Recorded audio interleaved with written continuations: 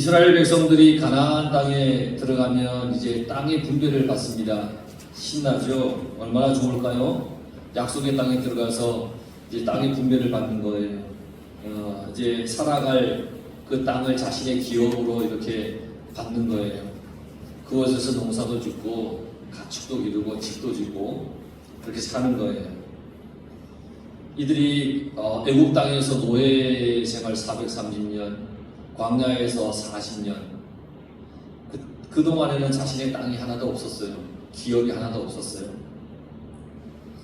뭐 기업이 뭡니까? 430년 동안 종업도 살았고 40년 동안 순례자, 또 방랑자, 뭐 그렇게 나그네 뭐 이렇게 살지 않았겠어요? 그랬던 그들이 이제 가나안에 들어가면 소유할 땅이 생기는 거예요. 하나님의 약속으로 생기는 땅. 하나님께서 약속하셨기 때문에 확실히 얻을 수 있는 땅입니다. 정말 즐거운 일이에요. 너무너무 신나는 일이에요.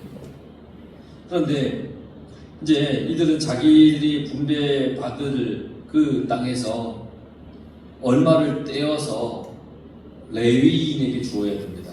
얼마를 떼어서. 왜냐하면 레위인에게 줘야 되는 것은 그들이 거기서 농사도 짓고 가축도 기르고 집도 짓고 살아가야 되기 때문에 레위인에게 주는 건데, 레위인에게 줘야 할 땅이 어느 정도냐? 동서남북으로 2000규빗, 1규빗이 약 45cm, 그러면 2000규빗이면 약 900m, 사방 900m의 땅을 이제 각 지파가 가서 소유하면 레위인에게 그만큼의 땅을 살으라고 떼어줘야 되는 거예요. 땅을 많이 받은 지파는 더 많이 줘야 되고, 또 적게 받은 지파는 더 적게 줘라, 그렇게 말씀하셨어요. 어쨌든 모든 지파는 반드시 레위인을 위해서 땅을 줘야 됩니다. 왜 레위인에게 줘야 돼요? 다 그 분배받은 것 아니에요, 땅을?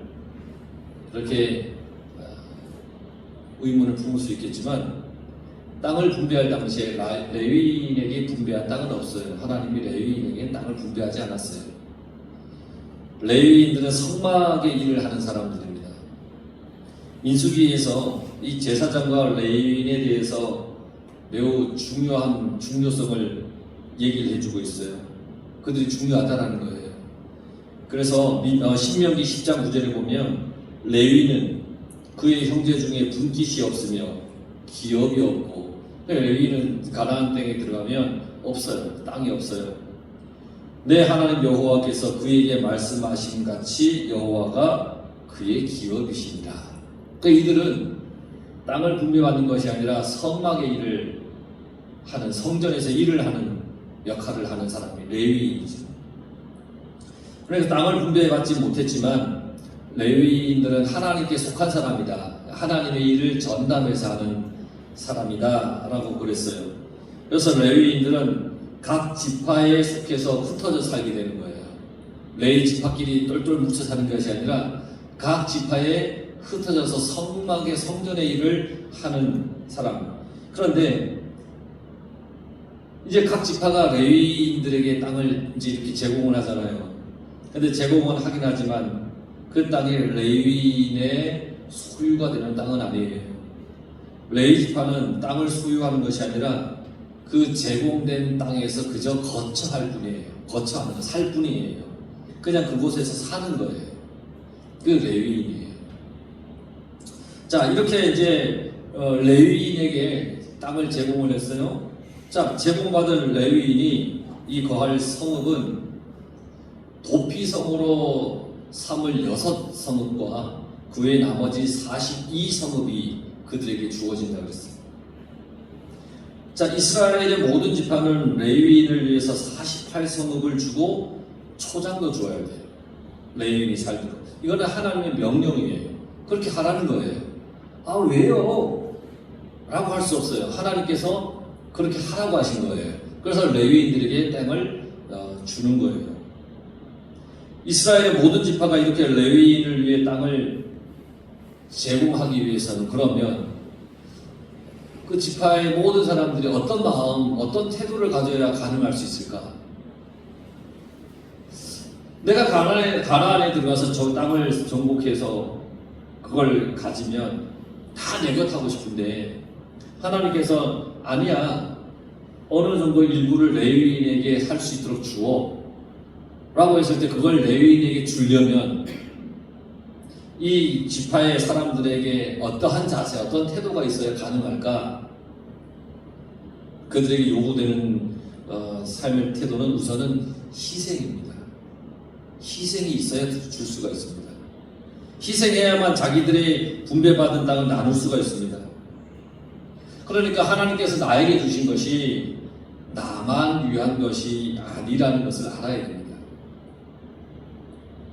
하나님께서 나에게 무엇을 주실 때는 그걸 가지고 잘 사용하라고 주시는 겁니다. 나만 위해서 가지고 살라가 아니라 그걸 가지고 잘 사용하라는 겁니다. 나누고 함께 사용하라는 겁니다. 그러기 위해서는 희생이 필요한 겁니다. 희생하지 않으면 내 것을 나누어 줄 수가 없죠. 이스라엘 백성들은 레위인을 위해서 땅을 나누어 줄 때에 희생했습니다. 그 희생은 자연스러운 희생입니다. 왜냐하면 하나님께서 하나님의 성막에서 일하는 레위인을 어떻게 후원해야 하는지를 매우 세밀하게 말씀해 주셨기 때문입니다. 이러이러한 크기의 땅을 주어라. 하나님의 말씀이기 때문에 당연히 그렇게 해야 된다라고 그들 또한 생각하는 겁니다. 그리고 희생하여 레위인에게 땅을 주는 겁니다. 우리의 삶에도 이와 같이 자연스러운 희생이 있어야 됩니다. 남을 돕고 하나님의 일을 하는 사람들을 도울 때 자연스러운 희생이 되어야 됩니다. 생색을 내는 것이 아니라 자연스러운 희생. 도움을 받는 사람을 위해 자연스럽게. 내가 만약 도움을 받는 사람 위에 있으려고 하는 생각을 한다는 건 크게 잘못된 것입니다. 나에게 있는 것을 통해서 하나님의 일을 하는 사람들을 위해 희생해야 됩니다. 그래야 하나님께서 나에게 맡기신 것을 내가 잘 사용하는 겁니다. 희생하며 나누어 줄 때. 또 성막 일에 대한 존중이 있어야 그게 가능하겠죠. 이스라엘 백성들이 저분들은, 저 레위인들은 하나님의 거룩한 성막에서 일하는 사람들이라는 그러한 존중이 있으니까 떼어줄 수가 있는 겁니다. 존중하는 마음이 없으면 못 줍니다. 하나님의 성막에서 일하는 이들을 존중해야 내가 가지고 있는 것들을 나누고 희생할 수 있다는 겁니다. 아직도 제가 아주 오래전 일이지만 기억에 남는 사람들이 있습니다. 제가 교육전도사로 있을 때 만났던 분들인데 한 30년도 더 됐죠. 이제 신학대학을 졸업할 즈음 12월까지는 기숙사에 있지만 이제 학기가 끝나면 기숙사에 있을 수 없으니까 저는 학교를 졸업하고 군대를 갔기 때문에 이제 교회도 목사님과 이야기한 것은 3월까지 사역을 하고 이제 3월에 이제 고향에 가서 이제 훈련소 가고 이제 이런 계획을 가지고 있었어요. 그러니까 이제 12월 한 중순까지 기숙사에 있다가 3월 초까지 있을 데가 없는 거예요.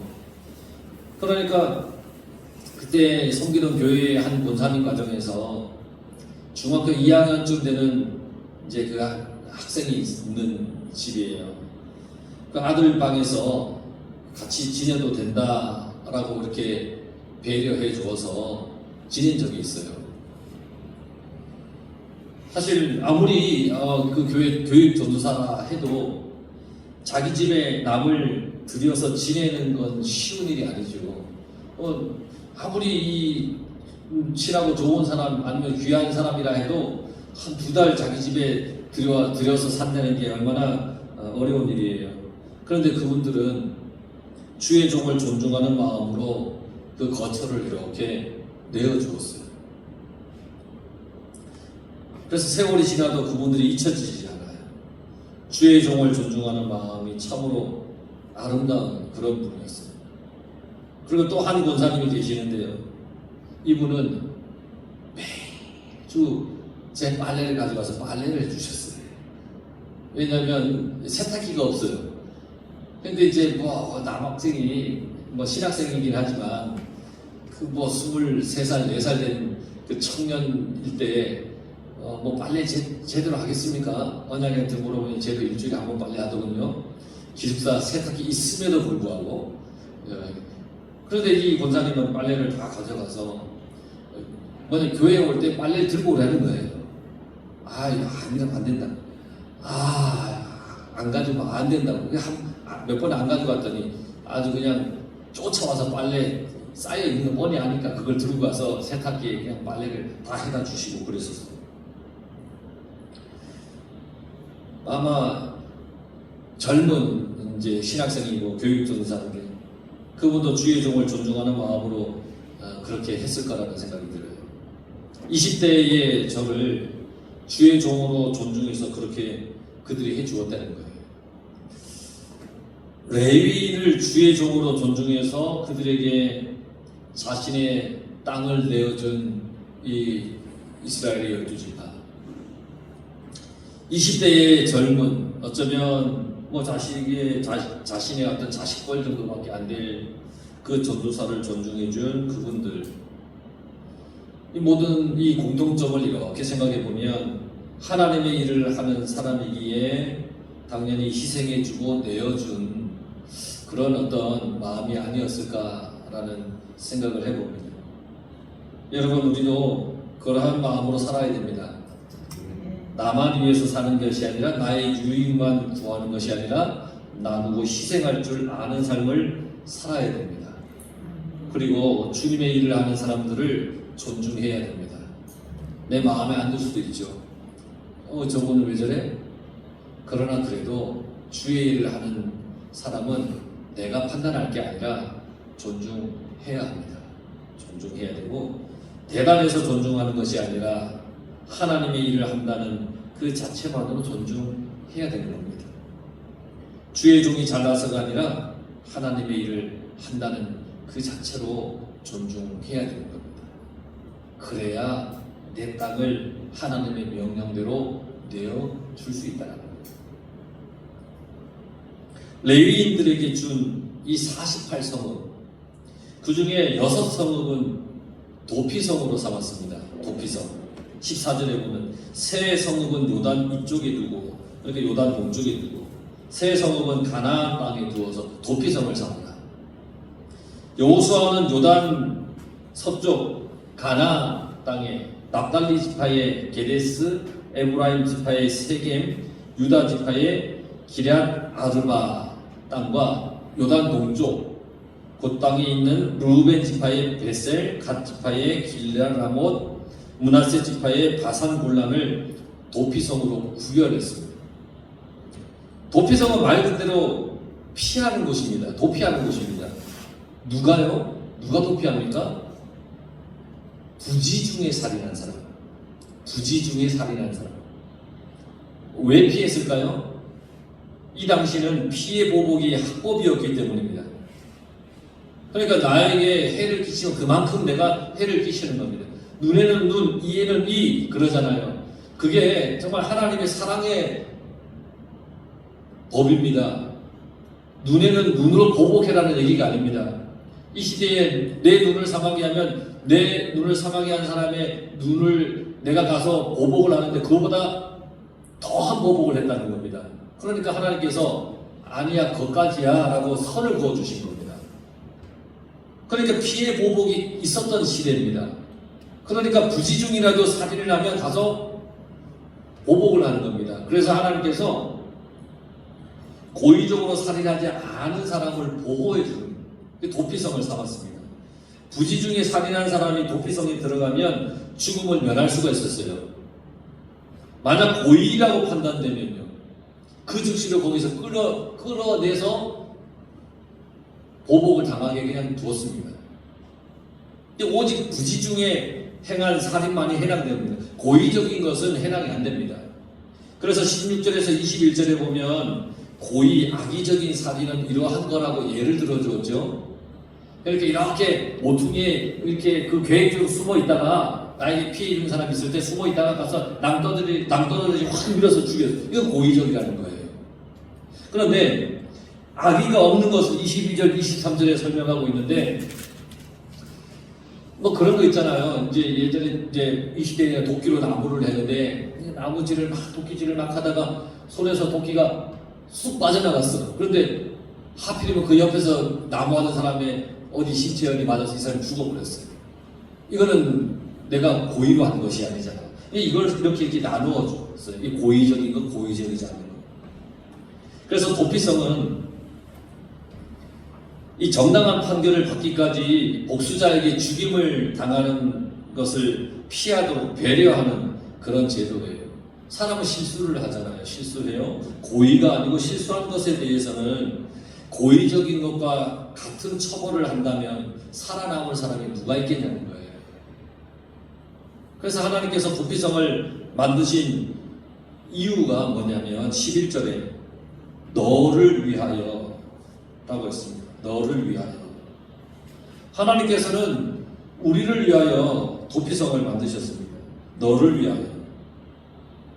죄가 많은 우리를 위해 도피성을 만드셨습니다. 그런데요, 이 도피성에 언제까지 있었을까요? 이제 도피에서 피해서 가긴 갔으면 이제 언젠가는 거기서 나와야 될 것 아니에요. 그럼 언제 나왔을까요? 오늘 우리가 같이 성경을 읽었는데 25절에 그는 거룩한 기름 부음 받은 대제사장이 죽기까지 거기 거주할 것이라. 그러니까 대제사장이 죽어야 그 도피성에서 나올 수 있었어요. 이 대제사장이 아주 젊은 사람이면 어떡하죠? 아주 젊은 사람을 어떻게 해야 됩니까? 뭐 예를 들어 30살, 40살 대제사장이면 도대체 몇 년을 거기에 있고 있어야 됩니까? 그럼 거기서 뭘 해야 됩니까? 하나님, 저 대제사장을 빨리 죽게 해주시옵소서. 뭐 이렇게 기도해야 됩니까? 어떻게 해야 됩니까? 어쨌든 도피성에서 여생을 보내야겠죠. 대제사장이 내일 아니면 내일 모레 죽을 것 같은 그런 연로한